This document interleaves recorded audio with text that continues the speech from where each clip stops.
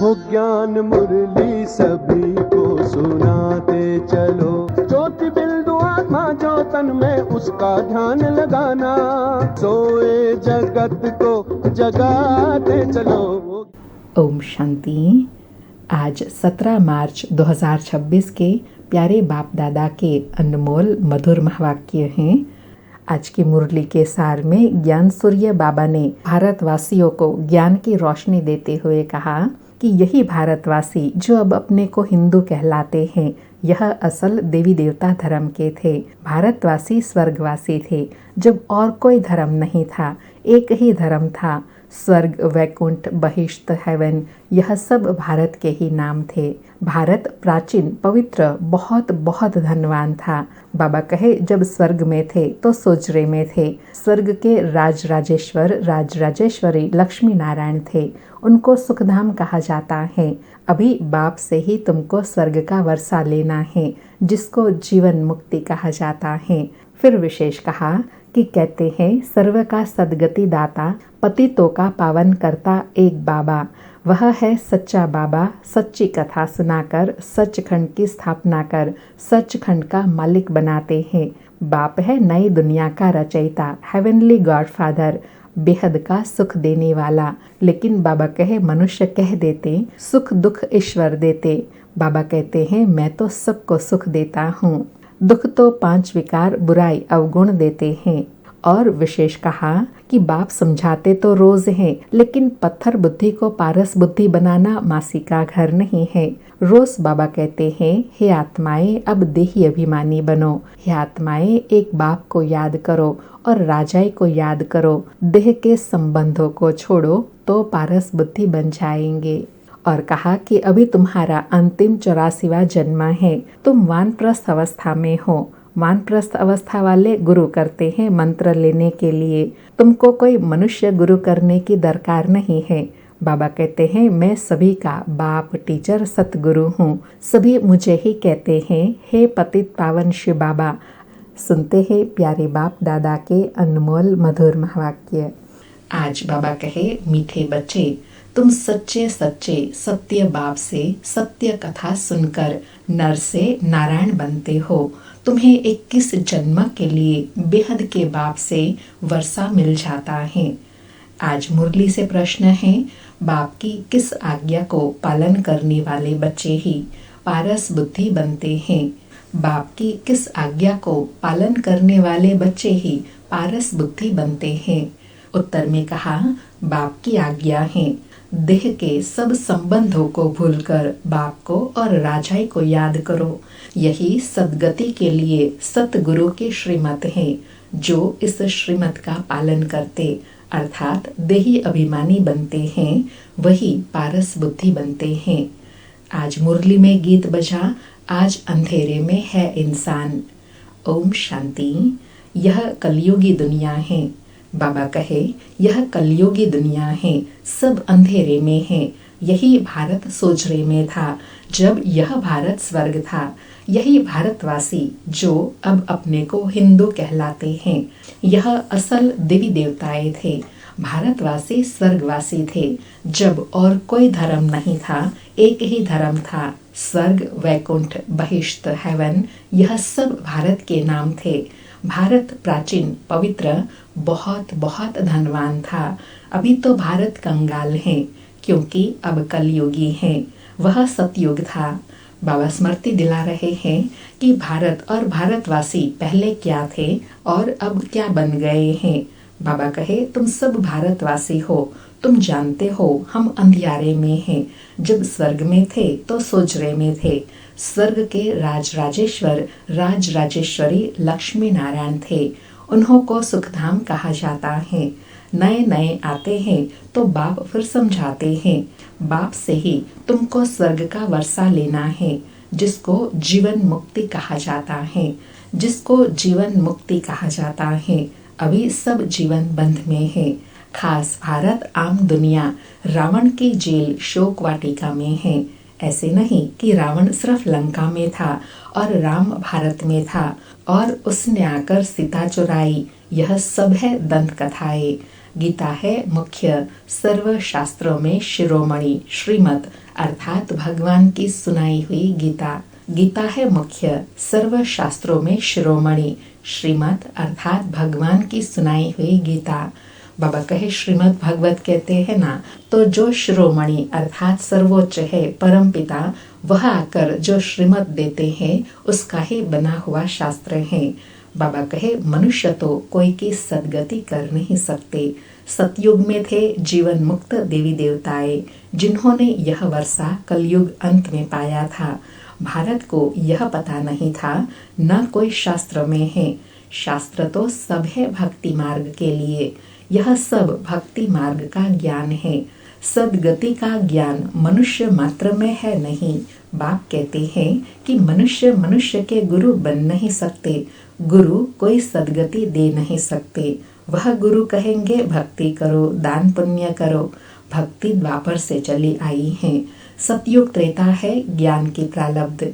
ऐसे नहीं कि वहाँ सतयुग में यह ज्ञान चला आता है।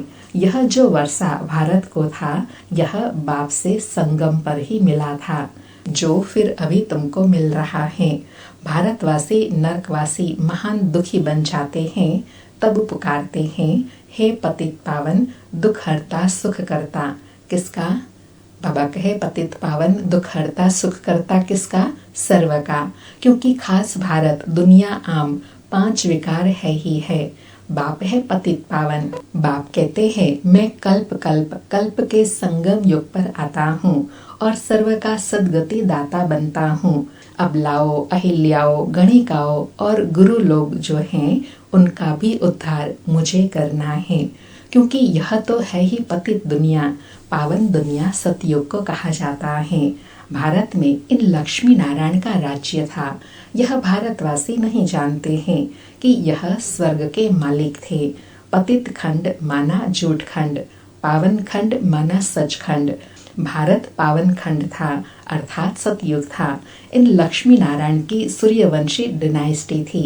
यह भारत है अविनाशी खंड, जो कभी विनाश नहीं होता।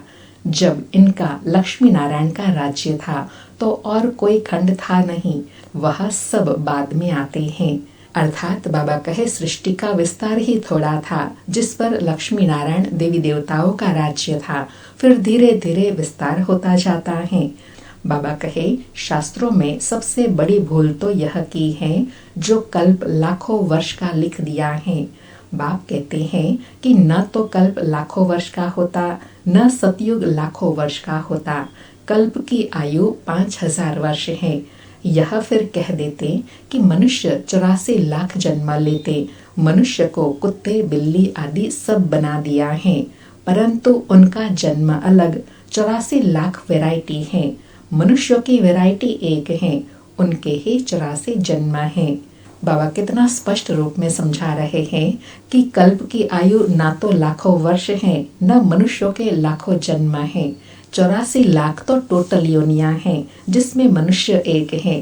तो यह मनुष्य योनि के 84 जन्म की कहानी है। बाप कहते हैं बच्चे, तुम आदि सनातन देवी देवता धर्म के थे। भारतवासी अपने को ड्रामा प्लान अनुसार भूल गए हैं। कलयुग अंत में बिल्कुल पतित बन पड़े हैं। फिर बाप आकर संगम पर पावन बनाते हैं।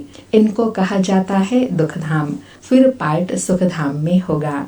बाप कहते हैं हे बच्चों, तुम भारतवासी ही स्वर्गवासी थे, फिर तुम 84 जन्मों की सीढ़ी उतरते हो। सतो से रजो तमो में जरूर आना है। तुम देवताओं जितना धनवान, एवर हैप्पी, एवर हेल्दी कोई नहीं होता। बाबा कहे जितना आपका धर्म सुख देने वाला है, जितना संपन्न देवताएं हैं, ever happy, ever healthy, ever wealthy और कोई होता नहीं। बाबा कहे भारत कितना साहूकार था। हीरे जवाहरत तो बड़े बड़े पत्थरों मिसल थे, कितने तो टूट गए हैं। बाप तुम बच्चों को स्मृति दिलाते हैं कि तुमको कितना साहूकार बनाया था।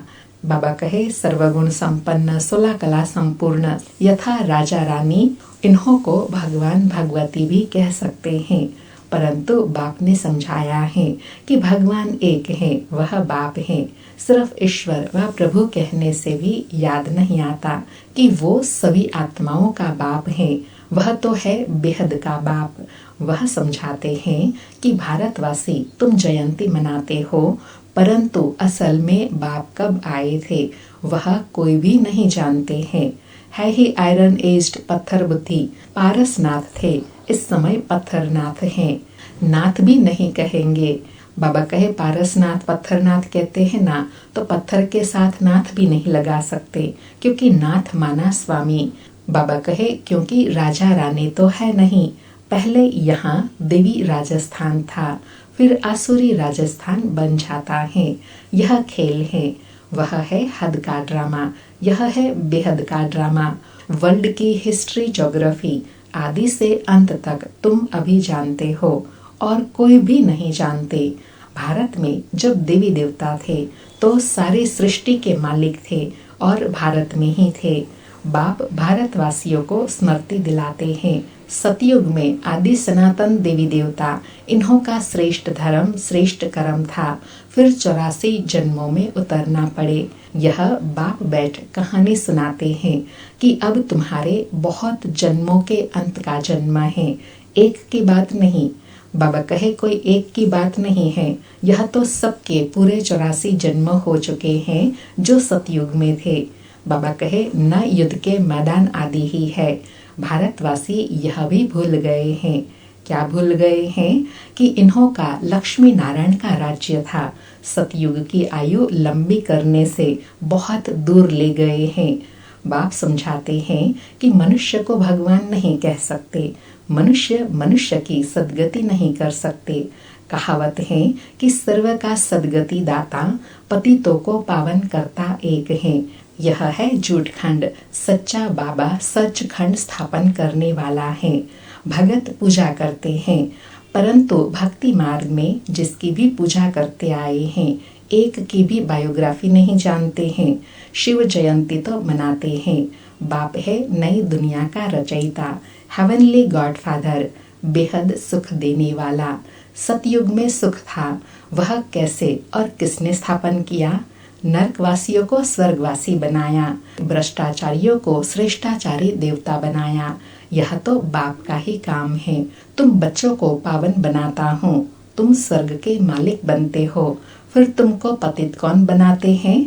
बाबा कहे मैं तो तुमको पावन बनाता हूँ, श्रेष्ठाचारी बनाता हूँ, तो फिर पतित कौन बनाता है? यह रावण। मनुष्य कह देते हैं सुख दुख ईश्वर देते हैं। बाप कहते हैं मैं तो सबको सुख देता हूँ। आधा कल्प फिर तुम बाप का सिमरण नहीं करेंगे। फिर जब रावण राज्य होता है तो सबकी पूजा करने लग पड़ते हैं। यह तुम्हारा बहुत जन्मों के अंत का जन्म है। कहते हैं बाबा हमने कितने जन्म लिए हैं? बाबा कहते हैं बच्चे तुम अपने जन्मों को नहीं जानते हो। तुमने पूरे 84 जन्म लिए हैं।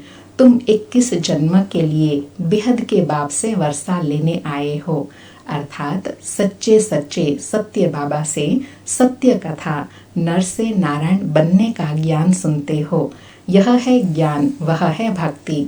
बाबा कहे बच्चे पूछते हैं ना बाबा हमारे कितने जन्म हैं, तो बाबा ने पूरी हिस्ट्री सुनाई कि बच्चे तुम्हारे 84 जन्म हैं और उसमें भी अभी अंतिमवा जन्म है। अब मैं तुमको फिर से 21 जन्मों का वर्षा देने आया हूँ।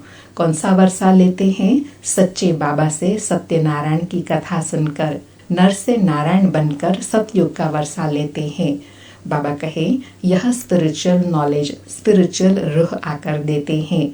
बच्चों को देही अभिमानी बनना पड़े। अपने को आत्मा निश्चय कर माम एकम याद करो। शिव बाबा तो सभी आत्माओं का बाप है। आत्माएं सब परम धाम से पाइट बजाने आती हैं शरीर में। इसको कर्म क्षेत्र कहा जाता है। बड़ा भारी खेल है। आत्मा में बुरे व अच्छे संस्कार रहते हैं। जिस अनुसार ही मनुष्य को जन्म मिलता है, अच्छा व बुरा। यह जो पावन था अर्थात लक्ष्मी नारायण की बात कर रहे हैं, अभी पतित हैं तत्त्वम, अर्थात बाबा कहे लक्ष्मी नारायण जो पावन थे अभी पतित हैं, तुम भी पतित बने हो। बाबा कहे मुझ बाप को इस पराये रावण की दुनिया पतित शरीर में आना पड़ता है। आना भी उसमें है जो पहले नंबर में जाना है। सूर्यवंशी ही पूरे 84 जन्म लेते हैं। यह है ब्रह्मा और ब्राह्मण। बाप समझाते हैं रोज, लेकिन पत्थर बुद्धि को पारस बुद्धि बनाना मासी का घर नहीं है। हे आत्माएं, अब देही अभिमानी बनो। हे आत्माएं, एक बाप को याद करो और राजाई को याद करो।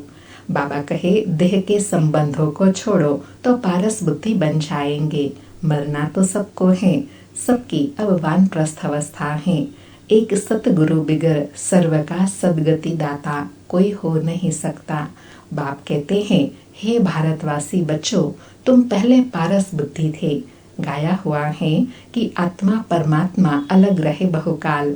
तो पहले पहले तुम भारतवासी देवी देवता धर्म वाले आए हो और धर्म वाले पीछे आए हैं, तो उन्हों के जन्म भी थोड़े होते हैं। बाबा कहे तुम पहले आए हो तो तुम्हारे पूरे 84 जन्म हैं, बाद में आने वालों के कम जन्म हैं। बाबा कहे सारे सृष्टि का झाड़ कैसे फिरता है वह बाप बैठ समझाते हैं। जो धारण कर सकते हैं उनके लिए बहुत सहज है। आत्मा धारण करती है। पुण्यात्मा और पापात्मा तो आत्मा बनती है, परंतु अंतिम 84वां जन्म है। तुम वानप्रस्थ अवस्था में हो। वानप्रस्थ अवस्था वाले गुरु करते हैं। मंत्र लेने लिए तुमको अब बाहर का मनुष्य गुरु करना नहीं है। तुम सभी का मैं बाप टीचर सतगुरु हूँ। मुझे कहते ही है, हे पतित पावन शिव बाबा। अभी स्मृति आई है, सभी आत्माओं का यह बाप है। तो इसलिए बाबा कहे जब अभी सच्चा बाप, सच्चा गुरु, सच्चा टीचर सामने आए हैं तो फिर उनको ही याद करना है, उनको ही अपना सतगुरु बनाना है। बाबा कहे आत्मा सत्य है, चैतन्य है, क्योंकि अमर है। सभी आत्माओं में पार्ट भरा हुआ है। बाप भी सत्य चैतन्य है।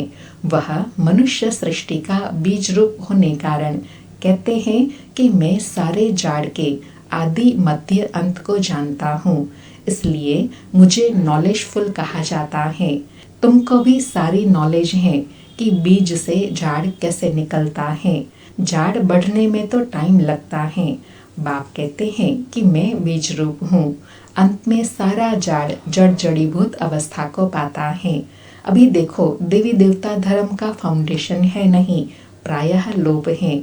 जब देवी देवता धर्म गुम हो जाता है तब बाप को आना पड़े। एक धर्म की स्थापना कर बाकी सबका विनाश करा देते हैं। प्रजापिता ब्रह्मा द्वारा बाप स्थापना करा रहे हैं। किसकी? आदि सनातन देवी देवता धर्म की। तुम आए हो भ्रष्टाचारी से श्रेष्ठाचारी देवता बनने। यह ड्रामा बना हुआ है, इनकी एंड नहीं होती। बाबा कहे यह तो ड्रामा चलता ही रहता है। भ्रष्टाचारी से श्रेष्ठाचारी, फिर श्रेष्ठाचारी से भ्रष्टाचारी। अब बाप आते हैं। आत्माएं सब ब्रदर्स हैं, मूल वतन में रहने वाली, जो उस एक बाप को सब याद करते हैं। दुख में सिमरन सब करे, रावण राज्य में दुख है। यहाँ सिमरन करते हैं तो बाप सर्व का सदगति दाता एक हैं, उनकी महिमा है। बाप न आए तो पावन कौन बनाए। बाबा कहे क्रिश्चियन, इस्लामी आदि जो भी मनुष्य हैं इस समय सब तमो प्रधान है। सभी को पुनर्जन्म जरूर लेना है। अभी पुनर्जन्म मिलता है नरक में, ऐसे नहीं कि सुख में चले जाते हैं। जैसे हिंदू धर्म वाले कहते हैं कि स्वर्गवासी हुआ तो जरूर नरक में था ना, अभी स्वर्ग में गया, तुम्हारे मुख में गुलाब। बाबा कहे अच्छा, नरक से निकलकर स्वर्ग में गया ना तो तुम्हारे मुख में गुलाब। जब स्वर्गवासी हुआ फिर उसको नरक के आसुरी वैभव क्यों खिलाते हो? पितृ खिलाते हैं ना। बाबा कहे पितृ खिलाते हैं ना तो क्यों बुलाते हो? वहाँ स्वर्ग में तो उनको 56 भोग मिलते हैं, तो फिर कलयुग के वैभव क्यों उनको खिलाते हो? बाबा कहे बंगाल में मछली अंडे आदि खिलाते हैं। अरे बाबा कहे अरे उनको यह सब खाने की दरकार क्या है? वापस कोई जा नहीं सकता, जबकि पहले नंबर वाले को 84 जन्म लेना पड़ता है। इस ज्ञान में कोई तकलीफ नहीं है। भक्ति मार्ग में कितनी मेहनत है। राम राम जपते रोमांच खड़े हो जाते हैं। यह सब है भक्ति मार्ग। यह सूर्य चांद आदि रोशनी करने वाले हैं। यह देवता थोड़े ही है। वास्तव में ज्ञान सूर्य, ज्ञान चंद्रमा और ज्ञान सितारे यहाँ की महिमा है। बाबा ने लास्ट में कितना ऊंचा स्वमान और नशा दिलाया कि वास्तव में ज्ञान सूर्य, ज्ञान चंद्रमा और ज्ञान सितारे यहाँ की बात है। यही संगम की महिमा है। अच्छा, मीठे मीठे सिके लधे बच्चों प्रति माता पिता बाप दादा का याद प्यार और गुड मॉर्निंग। रूहानी बाप की रूहानी बच्चों को नमस्ते। हम रूहानी बच्चों की रूहानी माता पिता बाप दादा को याद प्यार, गुड मॉर्निंग और नमस्ते नमस्ते। सारी मुरली से धारणा के लिए सार हैं। पहला पॉइंट, इस अंतिम 84वें जन्म में कोई भी पाप कर्म विकर्म नहीं करना है। पुण्य आत्मा बनने का पूरा पूरा पुरुषार्थ करना है। संपूर्ण पावन बनना है। दूसरा पॉइंट, अपनी बुद्धि को पारस बुद्धि बनाने के लिए देह के सब संबंधों को भूल देही अभिमानी बनने का अभ्यास करना है। आज प्यारे बाबा का वरदान है, पुराने संस्कारों व विघ्नों से मुक्ति प्राप्त करने के लिए सदा शक्तिशाली संपन्न भव। पुराने संस्कारों व विघ्नों से मुक्ति प्राप्त करने के लिए सदा शक्ति संपन्न भव। स्पष्टीकरण है, किसी भी प्रकार के विघ्नों से, कमजोरियों से या पुराने संस्कारों से मुक्ति चाहते हो तो शक्ति धारण करो, अर्थात अलंकारी रूप होकर रहो। जो अलंकारों से सदा सजे सजाए रहते हैं वह भविष्य में विष्णुवंशी बनते हैं, लेकिन अभी वैष्णव बन जाते हैं। उन्हें कोई भी तमोगुणी संकल्प व संस्कार टच नहीं कर सकता। वे पुरानी दुनिया अथवा दुनिया की कोई भी वस्तु और व्यक्तियों से सहज ही किनारा कर लेते हैं। उन्हें कारणे अकारणे भी कोई टच नहीं कर सकता। बाबा ने विष्णुवंशी वैष्णव की विशेषता बताई कि वह तमोगुणी संस्कारों को कभी टच नहीं करेंगे। आज का स्लोगन है, हर समय हर कर्म में बैलेंस रखना ही सर्व की ब्लेसिंग प्राप्त करने का साधन है। हर समय हर कर्म में बैलेंस रखना ही सर्व की ब्लेसिंग प्राप्त करने का साधन है।